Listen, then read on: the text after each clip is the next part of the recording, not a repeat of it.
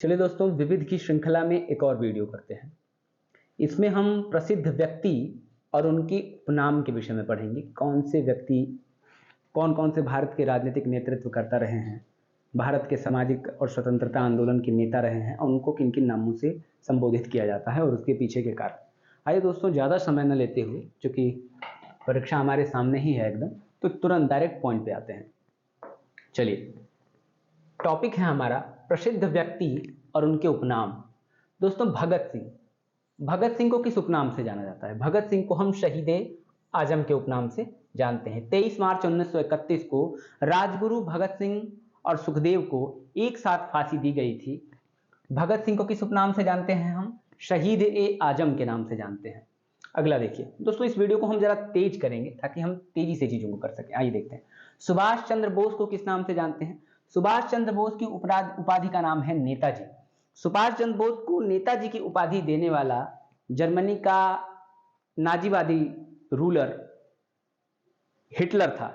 Hitler ने सुभाष चंद्र बोस को यह उपाधि दी थी, नेताजी। ऐसे ही नेताजी की उपाधि सुभाष चंद्र बोस ने हिटलर को भी दी थी। अगला नाम देखिए, महात्मा गांधी। महात्मा गांधी की बहुत सारी उपाधियां हैं। राष्ट्रपिता। महात्मा गांधी की राष्ट्रपिता की जो उपाधि है, ये इन्हें किसने दी है? ये इन्हें स्वयं सुभाष चंद्र बोस ने दी है। इसके अलावा इन्हें प्यार से बापू भी कहा जाता है। और महात्मा गांधी की उपाधि से पहले लगा हुआ महात्मा का ये जो शब्द है, महात्मा का संबोधन, ये किसने दिया था? गुरु रविंद्रनाथ टैगोर ने गांधी जी को महात्मा की उपाधि दी थी। आइए अगला प्रश्न देखते हैं। राजेंद्र प्रसाद। राजेंद्र प्रसाद की उपाधियां हैं देश रत्न और अजात शत्रु। अजात शत्रु और देश रत्न। दोस्तों, अजात शत्रु और ये उपाधि किसने दी थी? गांधी जी के द्वारा राजेंद्र प्रसाद को अजात शत्रु की उपाधि दी गई।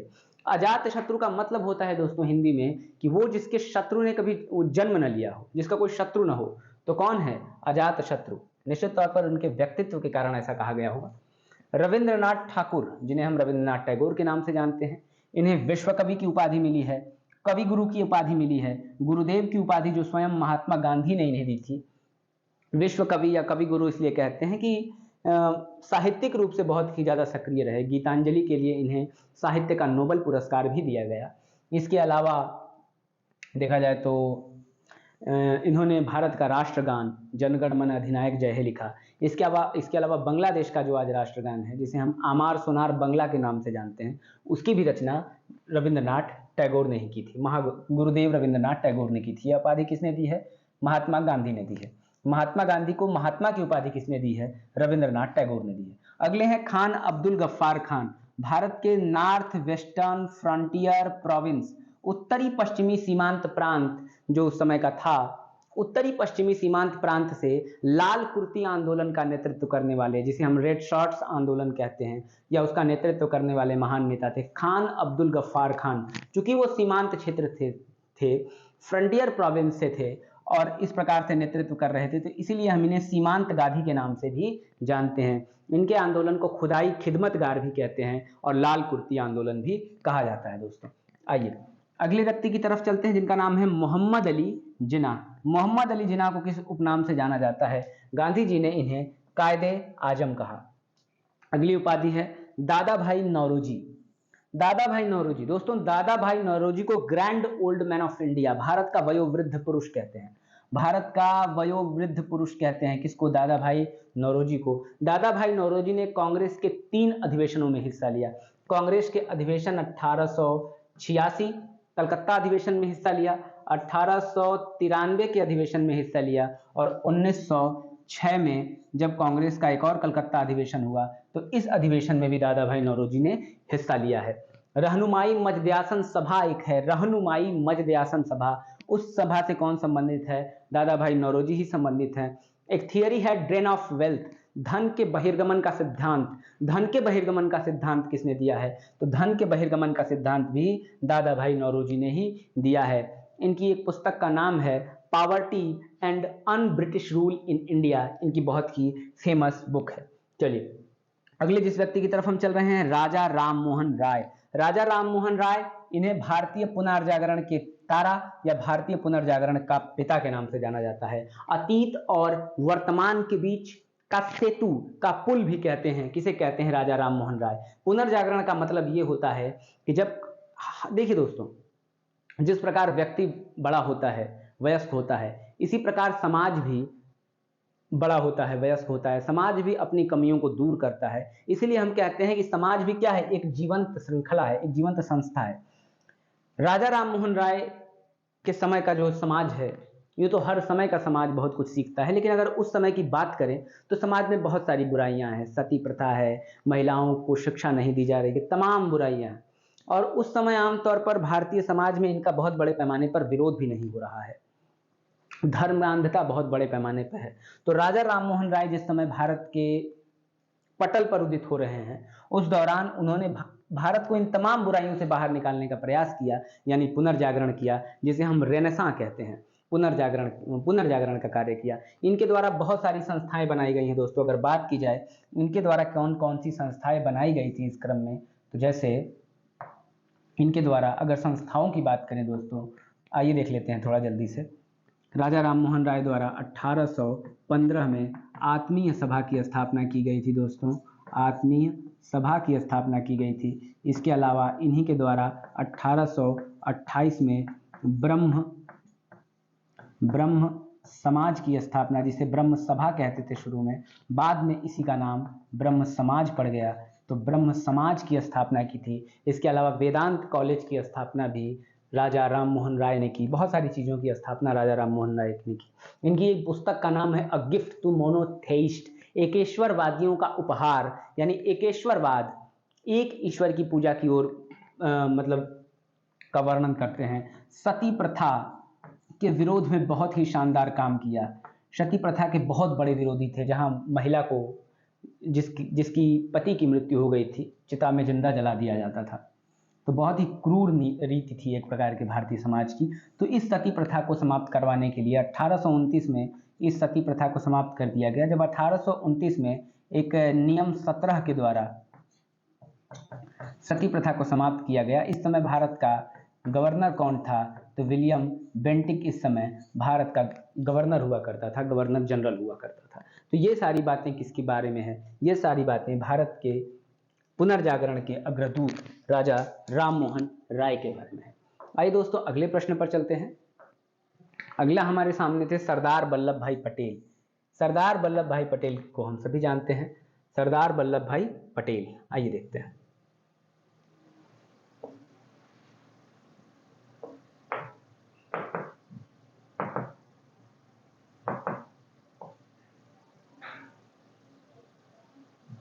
चलिए देखते हैं सरदार वल्लभ भाई पटेल। सरदार वल्लभ भाई पटेल को किस उपाधि से नवाजा गया है? सरदार वल्लभ भाई पटेल की जो उपाधि है, सरदार वल्लभ भाई पटेल की उपाधि है लौह पुरुष। भारत का लौह पुरुष, आयरन मैन ऑफ इंडिया के नाम से इन्हें जाना जाता है। इसके अलावा इन्हें सरदार की उपाधि दी गई है। कौन सी उपाधि दी गई है? सरदार की उपाधि दी गई है। चलिए, तो हम अब देख रहे थे किसे? सरदार वल्लभ भाई पटेल को। तो दोस्तों सरदार वल्लभ भाई पटेल को भारत का लौह पुरुष भी कहा जाता है, आयरन मैन ऑफ इंडिया कहा जाता है। ऐसा कहने के पीछे उद्देश्य है, जिस समय भारत आज़ाद हो रहा था, माउंटबेटन प्लान आया और 1947 में भारत को आज़ाद कर दिया गया था। भारत ऐसा नक्शा बना हुआ देश नहीं था उस समय। कहने का मतलब है कि ऐसा नहीं था कि अंग्रेजों ने हमें प्लेट में रखकर दे दिया कि ले जाओ और इस पर शासन करो। भारत हमें टुकड़ों में मिला। 565 रियासतें मिली, वो भी मिली नहीं, उन्हें शामिल करना था। बहुत सारी ऐसी रियासतें थी जो स्वतंत्र रहना चाहती थी। तो लौह पुरुष का योगदान ये है कि वो जितने लोग जो स्वतंत्र रहना चाहते थे, स्वतंत्र स्थिति चाहते थे, उन्हें भारत में मिलाया जाए। सरदार वल्लभ भाई पटेल ने पूरे भारत के एकीकरण करने में बहुत ही शानदार योगदान दिया। इसीलिए इन्हें भारत का बिस्मार्क कहते हैं। भारत, इसे भी नोट कर लीजिएगा, बहुत ही इंपॉर्टेंट है, भारत का बिस्मार्क। जर्मनी का एकीकरण बिस्मार्क साहब ने किया था। क्योंकि भारत का एकीकरण बिस्मार्क साहब सरदार वल्लभ भाई पटेल कर रहे हैं, इसीलिए इन्हें भारत का बिस्मार्क भी कहा जाता है, लौह पुरुष भी कहा जाता है।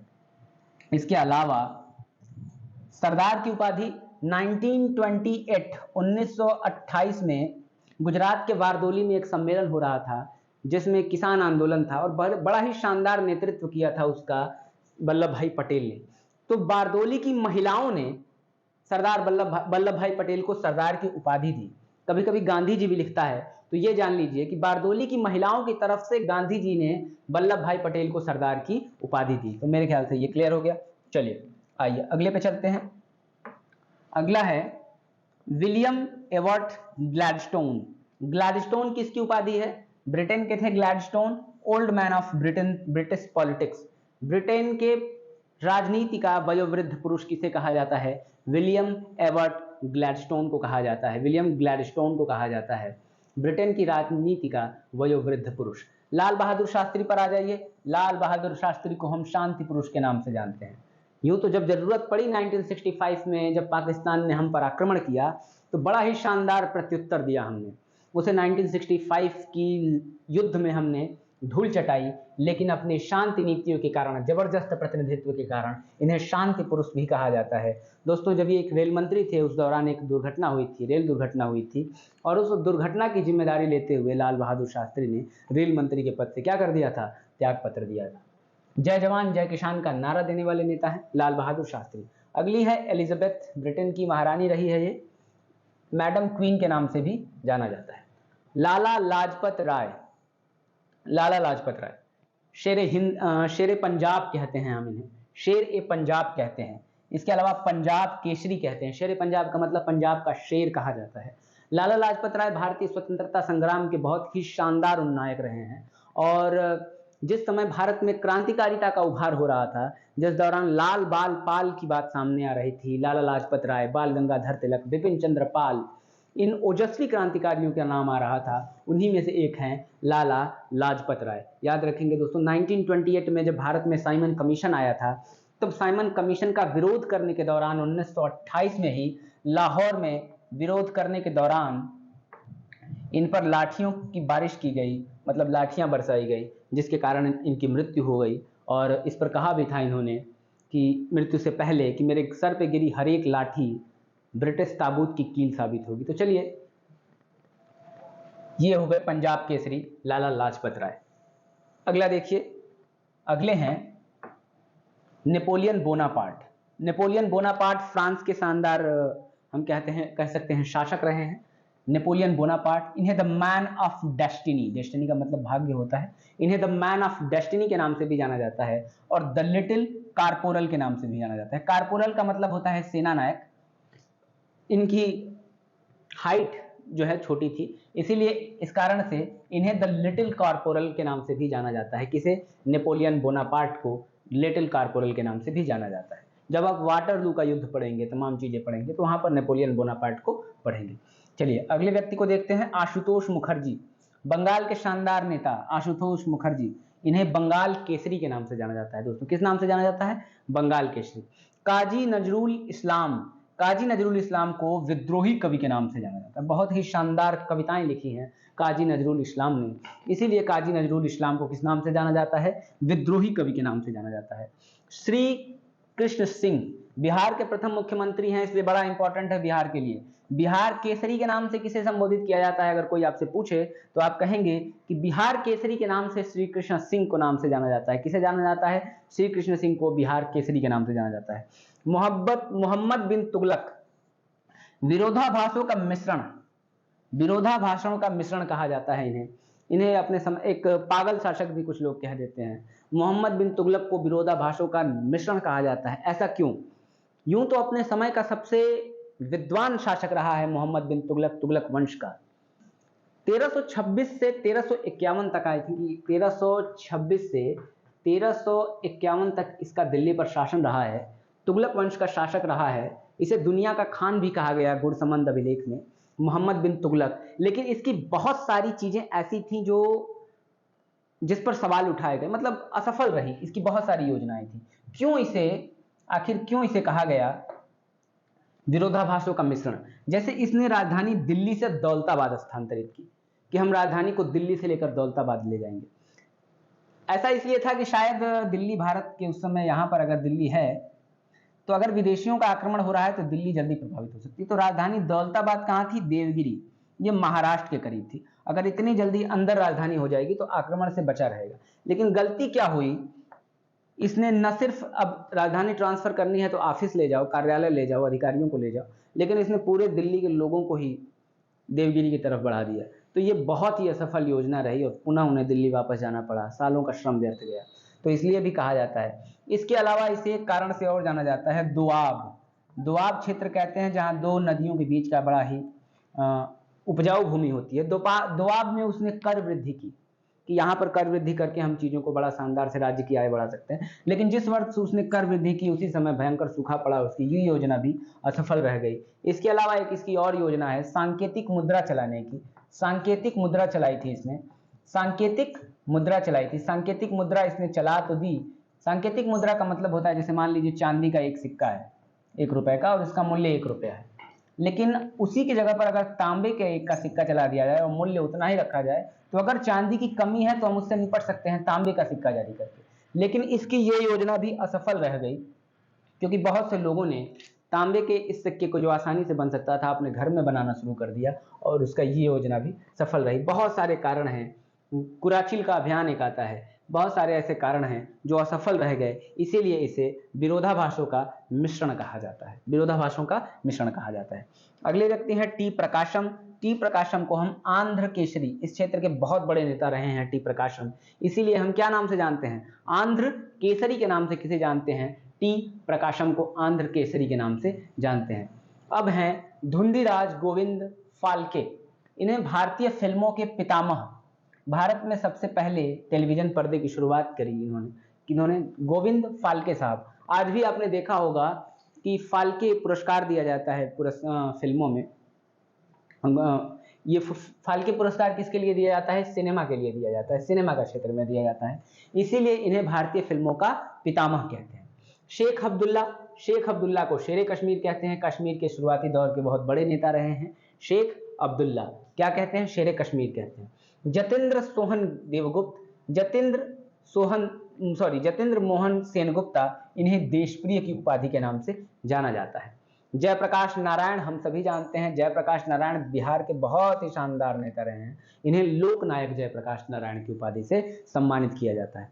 अगर बात करें तो 1920 में जब भारत में असहयोग आंदोलन चल रहा था ना, 1920 में जब भारत में असहयोग आंदोलन चल रहा था तो इस दौरान जयप्रकाश नारायण ने इस दौरान ये पटना कॉलेज में एक छात्र थे, पटना कॉलेज में एक छात्र थे और इन्होंने अपनी पढ़ाई छोड़ दी थी, बहुत ही युवा थे इस दौरान जयप्रकाश नारायण।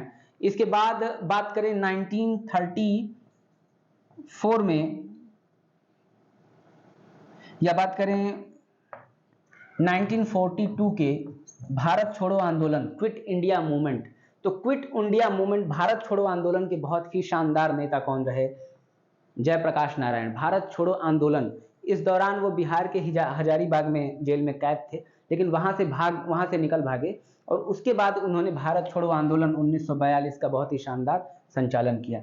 एक बार और प्रकाश में आए कब, जब 1975 में देश में इमरजेंसी लगा रखी थी इंदिरा गांधी ने, और इमरजेंसी के विरुद्ध इन्होंने जब आंदोलन को नेतृत्व प्रदान किया, देश के लोकतांत्रिक व्यवस्था को नेतृत्व प्रदान किया, इमरजेंसी को गलत ठहराया गया, जंगल राज करार दिया गया, तो इस आंदोलन का नेतृत्व भी किसने किया, जयप्रकाश नारायण ने किया। कांग्रेस सोशलिस्ट पार्टी, कांग्रेस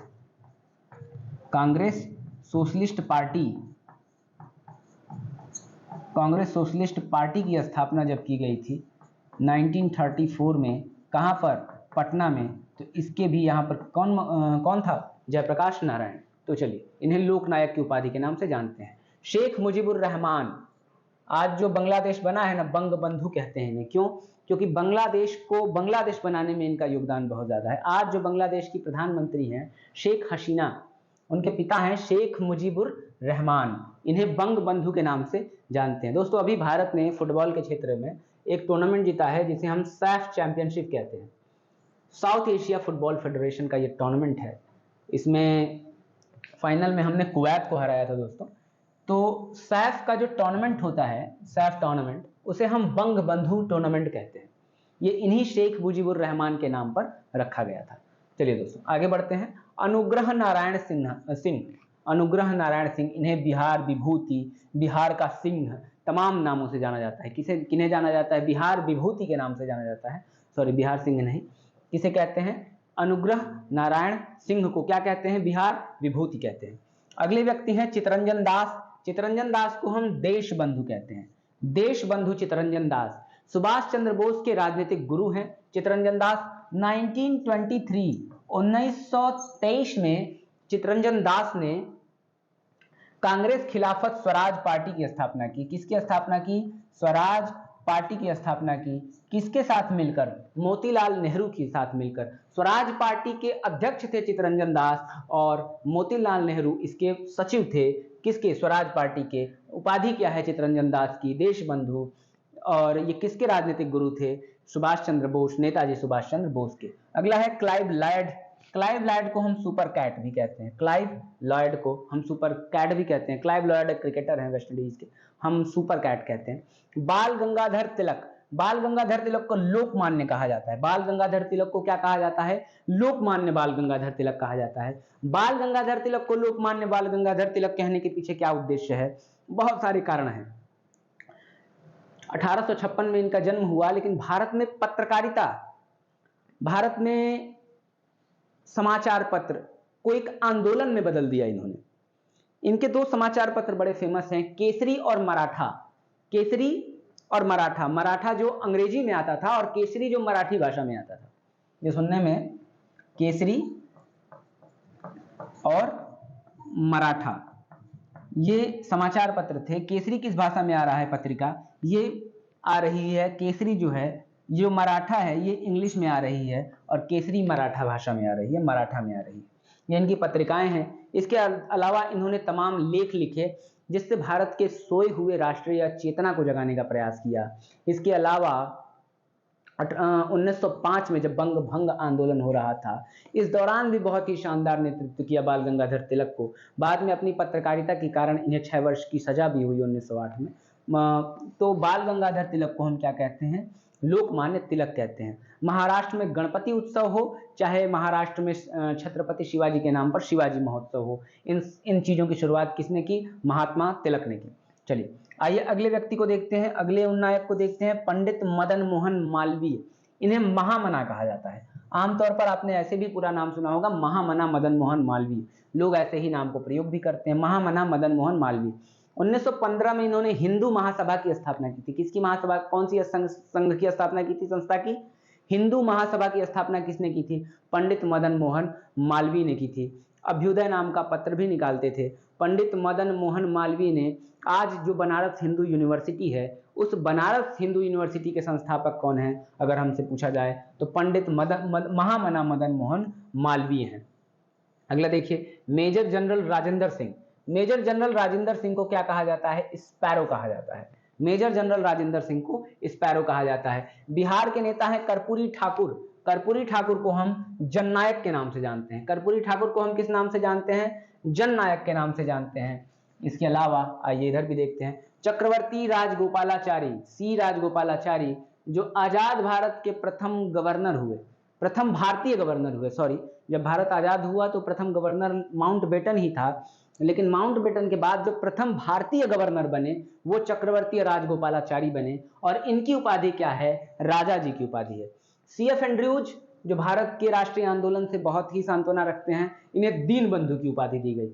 दीन बंधु CF एंड्रयूज कहा जाता है। दीन बंधु की इसकी उपाधि है CF एंड्रयूज की। देश बंधु की इसकी उपाधि है चितरंजन दास की। दीन बंधु CF एंड्रयूज की उपाधि है। होची मिन्ह किसे कहते हैं? होची मिन्ह कहते हैं। होची मिन्ह को उपाधि के तौर पर अंकल हो कहा जाता है। होची मिन्ह की कौन सी उपाधि है? होची मिन्ह की उपाधि है अंकल हो। जैनुलाब्दीन कश्मीर का शासक था। इसे कश्मीर का अकबर भी कहा जाता है, अपने शानदार कार्यों से, ब्राह्मणों पर जजिया कर वहां पर हटाने से। इसके अलावा कश्मीर में हम कहें तो समतावादी शासन चलाने में, धर्मनिरपेक्ष शासन चलाने के कारण जैनुलाब्दीन को हम कश्मीर के अकबर के नाम से जानते हैं। पुरुषोत्तम दास टंडन को किस नाम से जाना जाता है? राजर्षि। इन्हें राजर्षि पुरुषोत्तम दास टंडन भी कहा जाता है। उत्तर प्रदेश में जो ओपन यूनिवर्सिटी है दोस्तों, मुक्त विश्वविद्यालय है उत्तर प्रदेश सरकार का, जो इलाहाबाद में स्थित है, उसे राजर्षि टंडन के नाम पर ही रखा गया है। राजर्षि पुरुषोत्तम दास टंडन मुक्त विश्वविद्यालय। चलिए अगला देखते हैं, चंद्रशेखर को किस नाम से जानते हैं हम? युवा तुर्क के नाम से जानते हैं। चंद्रशेखर को किस नाम से जाना जाता है? युवा तुर्क के नाम से जाना जाता है।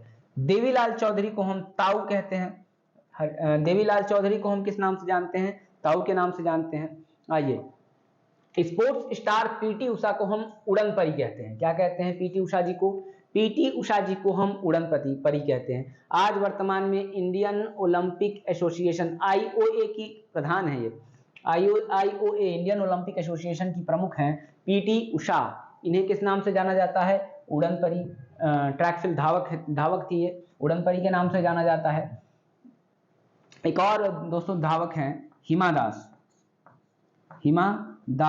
हम हिमा दास को किस नाम से जानते हैं? हिमा दास को हम धिंग एक्सप्रेस के नाम से जानते हैं। धिंग एक्सप्रेस के नाम से हम किसे जानते हैं? हिमा दास को जानते हैं। अगली है सरोजनी नायडू। सरोजनी नायडू को भारत कोकिला के नाम से जाना जाता है। किस नाम से जाना जाता है दोस्तों? सरोजनी नायडू को भारत कोकिला के नाम से जाना जाता है। एम.एस. गोलवलकर, जिसका संबंध राष्ट्रीय स्वयंसेवक संघ से है, इन्हें गुरुजी एम.एस. गोलवलकर भी कहा जाता है। गुरुजी एम.एस. गोलवलकर के नाम से भी जाना जाता है। जैसा कि मैं बात कर रहा था, जब बाल गंगाधर तिलक को पढ़ा रहा था, तो लाल बाल पाल, ये संयुक्त रूप से लाला लाजपत राय, बाल गंगाधर तिलक और बिपिन चंद्र पाल को लाल बाल पाल के नाम से जाना जाता था। कांग्रेस के गरम दल के नाम से जाने जाने वाले धड़े का जो नेतृत्व कर रहे थे ये 3 महान नेता, इन्हें हम लाल बाल पाल के नाम से जानते हैं। आइए अगले पे चलते हैं। समुद्रगुप्त। समुद्रगुप्त को क्या कहा जाता है? समुद्रगुप्त को भारत का नेपोलियन कहा गया। बड़ा ही गलत है, क्योंकि पहले ये जान लेते हैं। समुद्रगुप्त को भारत का नेपोलियन कहा जाता है। नेपोलियन कहाँ का शासक है? फ्रांस का शासक है। नेपोलियन 1800 समथिंग में हुआ, 18वीं सदी के आखिरी में, और समुद्रगुप्त उससे बहुत पहले गुप्तों के समय के शासक हैं, लगभग 4वीं सदी के शासक हैं, यानी इनसे लगभग 1400 साल पहले। क्योंकि हमारा इतिहास इस समय का बहुत बड़े पैमाने पर उपनिवेशवादी लोगों ने उस समय लिखा, तो नेपोलियन कह दिया गया समुद्रगुप्त को, भारत का नेपोलियन, जबकि ये पहले के शासक थे। लेकिन फिर भी ऐसे देख सकते हैं हम, भारत का नेपोलियन पूछा जाए तो समुद्रगुप्त को कहा जाता है। अगर ईरान का नेपोलियन या फारस का नेपोलियन पूछा जाए तो नादिर शाह को कहते हैं। नादिर शाह को क्या कहते हैं? ईरान या फारस का नेपोलियन। 1739 में दिल्ली में जब मोहम्मद शाह रंगीला का शासन था, तब उस समय इसने भारत पर आक्रमण किया था नादिर शाह ने, और भारत से कोहिनूर हीरा, तख्ते तायूस ये लेकर कहाँ चला गया? अपने साथ ईरान लेकर चला गया। तो समुद्रगुप्त को भारत का नेपोलियन। जगजीवन राम को देखिए किस नाम से जाना जाता है? बाबू जगजीवन राम के नाम से जाना जाता है। अभी हम इनकी समाधि स्थल कहाँ है? इनकी समाधि स्थल को समता स्थल कहते हैं। बाबू जगजीवन राम, इनकी उपाधि क्या है? बाबू, यानी जगजीवन राम, बाबूजी जगजीवन राम कहते हैं। चाणक्य। चाणक्य को भारत का मैकियावेली कहते हैं। फिर वही बात, चाणक्य जो भारत के सबसे महान राजनीतिक नेता हम कह सकते हैं कि राजनीतिक विचारों में से एक रहे हैं। मौर्य काल में चंद्रगुप्त के महामंत्री रहे हैं। चंद्रगुप्त मौर्य, या यूं कहें कि मौर्य वंश की संस्थापना में सबसे ज्यादा अगर किसी व्यक्ति का योगदान है तो वो चाणक्य का है। चाणक्य ने चंद्रगुप्त मौर्य को बनाया था, उनका साम्राज्य स्थापित कराया था। तो चाणक्य उनके प्रधानमंत्री हैं। इन्होंने एक बुक लिखी थी जिसका क्या नाम था? अर्थशास्त्र, जो किससे संबंधित है? राजनीति से संबंधित है, जिसमें अनेक सिद्धांतों का वर्णन है। साप्तांग सिद्धांत की बात आती है, पूछता है कि साप्तांग सिद्धांत किससे संबंधित है? तो चाणक्य अपनी इस बुक में कहते हैं कि यह साप्तांग सिद्धांत अर्थशास्त्र में इसका वर्णन है। वो कहते हैं कि राज्य के लिए 7 चीजें जरूरी है: राजा, अमात्य, दुर्ग, कोष, दंड, मित्र और जनपद। आमतौर पर आपसे पूछा जाए साप्तांग सिद्धांत किससे संबंधित है, तो अर्थशास्त्र लिखने वाले चाणक्य से संबंधित है, जिनके कई उपनाम हैं। हम उन्हें विष्णुगुप्त के नाम से भी जानते हैं, विष्णुगुप्त के नाम से जानते हैं। हम उन्हें अजय के नाम से जानते हैं, अजय भी इनका नाम है। हम इन्हें पश्चिम स्वामी के नाम से जानते हैं। द्विजर्षभ, तमाम नाम कहे जाते हैं। इसके बाद कौटिल्य नाम भी इनका है। तो ये सारे नाम किसके हैं? चाणक्य के नाम हैं। चंद्रगुप्त मौर्य के प्रधानमंत्री थे। बिंदुसार जो चंद्रगुप्त मौर्य का पुत्र है, इनके भी प्रधानमंत्री रहेंगे। अशोक के समय में भी कुछ समय तक रहेंगे। इन्हें भारत का मैकियावेली कहा जाता है। सोचिए, मैकियावेली जिसने एक रचना की है, क्या मैकियावेली की रचना का क्या नाम है? प्रिंस। ये कहाँ का है? इटली का है। इटली का राजनीतिज्ञ है। इटली का राजनीतिज्ञ है मैकियावेली। दोनों में समानता क्या है कि दोनों यथार्थवाद की ओर ज्यादा ध्यान देते हैं। अब चूंकि थोड़ी सी अगर सोच मिलती है तो आप इनसे करीब 1500 साल पहले हुए एक राजनीतिज्ञ को इन्हें भारत का मैकियावेली कैसे कह सकते हैं, लेकिन चलिए इन्हें भारत का मैकियावेली कहा जाता है। अगले प्रश्न पर आते हैं। अगला प्रश्न है सुनील गावस्कर, लिटिल मास्टर कहा जाता है इन्हें। लिटिल मास्टर कौन है? सुनील गावस्कर। और सचिन तेंदुलकर को क्या कहते हैं? सचिन तेंदुलकर साहब को मास्टर ब्लास्टर कहा जाता है। मास्टर ब्लास्टर कहा जाता है। Martin Luther king junior United states में नस्लवादी विभेदों का विरोधी रहे हैं। मार्टिन लूथर किंग जूनियर कहां पर? United states of America, USA में। मार्टिन लूथर किंग जूनियर, इन्होंने ही कहा था कि विश्व के किसी भी हिस्से में हो रहा अन्याय संपूर्ण विश्व की न्याय व्यवस्था के लिए खतरा है। जॉन ऑफ आर्क किसे कहा जाता है? जॉन ऑफ आर्क उपाधि है। जॉन ऑफ आर्क की उपाधि क्या है? Mid of Orleans. Mid of Orleans किसकी उपाधि है? जॉन ऑफ आर्क की उपाधि है। कपिल देव को हम हरियाणा हरिकेन के नाम से जानते हैं। 1983 के वर्ल्ड कप में कप्तान रहे थे कपिल देव साहब। चलिए, जोफ्री चासर को फादर ऑफ इंग्लिश पोएट्री कहते हैं। बहुत ज्यादा इंपॉर्टेंट नहीं है ये चीजें। हाँ, अब देखिए मेजर ध्यानचंद। भारत के इतिहास का जहां तक मैं समझता हूं, आज तक खेल का सबसे बड़ा अगर किसी व्यक्ति का नाम है तो मेजर ध्यानचंद। मेजर ध्यानचंद, जिनके नेतृत्व में भारत ने हॉकी के 3 गोल्ड मेडल जीते हैं। हॉकी के ओलंपिक के 3 गोल्ड मेडल जीते हैं। 1928,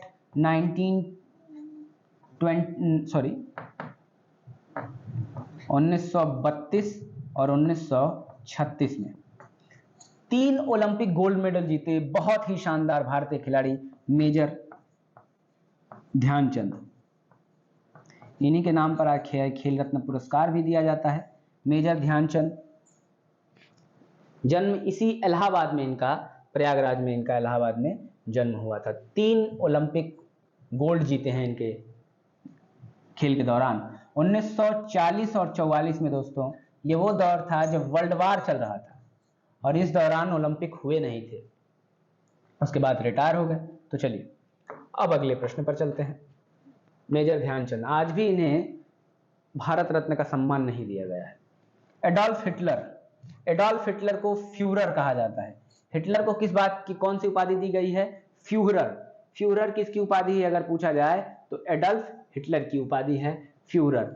इसके बाद सैयद बंधु अब्दुल्ला खां और हुसैन अली खां, इन्हें भारतीय इतिहास का नृप निर्माता कहा जाता है। जब प्रवर्ती मुगल इतिहास पढ़ेंगे आप कि फर्रुखशियर जब शासक हुआ करता था, मोहम्मद शाह रंगीला शासक हुआ करता था, तो इस दौरान दिल्ली की गद्दी पर बहुत ही ज्यादा हस्तक्षेप जिन 2 व्यक्तियों का था राजा बनाने में, किसी को हटाने में, तो वो किसका था? सैयद बंधु अब्दुल्ला खां और हुसैन अली खां। इन्हीं लोगों ने मराठा सरदार मराठा पेशवा बालाजी विश्वनाथ के साथ एक संधि की थी। बालाजी विश्वनाथ के साथ एक संधि की थी। इस संधि जो कि मराठाओं के लिए इतनी लाभदायक रही कि जिसे मराठा इतिहास का मैग्ना कार्टा भी कहा गया था। तो ये संधि किसने की थी? सैयद बंधुओं ने की थी। भारतीय इतिहास के नृप निर्माता कहा जाता है इन्हें। नृप निर्माता का क्या मतलब है? किंग मेकर्स हैं ये सैयद बंधु, हुसैन अली खां और अब्दुल्ला खां। महाकवि कालिदास, महाकवि अपने आप में एक उपाधि है। इन्हें भी देखो भारत का शेक्सपियर कह दिया आपने। ठीक है, इतना जान के छोड़ते हैं। महाकवि कालिदास को भारत का शेक्सपियर कहते हैं। अगर इनकी रचनाओं की बात की जाए तो बहुत सारी शानदार और काल विजयी रचनाएं हैं इनकी। जैसे अगर हम बात करें तो मेघदूत, रघुवंशियम,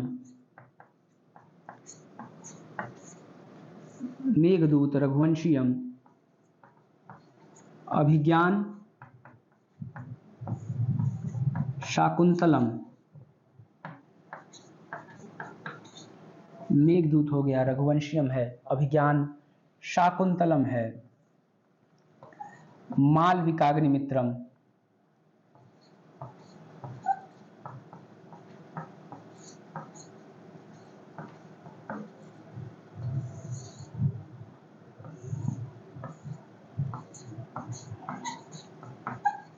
विक्रमोर्वशीयम, ये इनकी तमाम रचनाओं में से हैं। और भी दो प्रमुख रचनाएं हैं जो फिलहाल मुझे याद नहीं आ रही, मेघदूत, विक्रमोर्वशीयम, अभिज्ञान शाकुंतलम, मालविकाग्निमित्रम, रघुवंशियम, ऋतुसंहार। एक और कोई रचना है जो अभी दिमाग में आ नहीं रही। तो ये सारी किसकी रचनाएं हैं? ये सारी कालिदास जी की रचनाएं हैं। क्या लिख दिया मैंने? कालिदास जी की रचनाएं हैं। चलिए आइए वापस लौटते हैं। जमनालाल बजाज, इन्हें महात्मा गांधी का 5वां पुत्र कहा है। महात्मा गांधी से बहुत प्रभावित थे। महात्मा गांधी के 4 पुत्र थे जो उनके अपने पुत्र थे, लेकिन जमनालाल बजाज को महात्मा गांधी अपना क्या मानते थे? पुत्र मानते थे। महात्मा गांधी क्या मानते थे? अपना पुत्र मानते थे। इनकी उपाधि भी थी, राय बहादुर की उपाधि थी।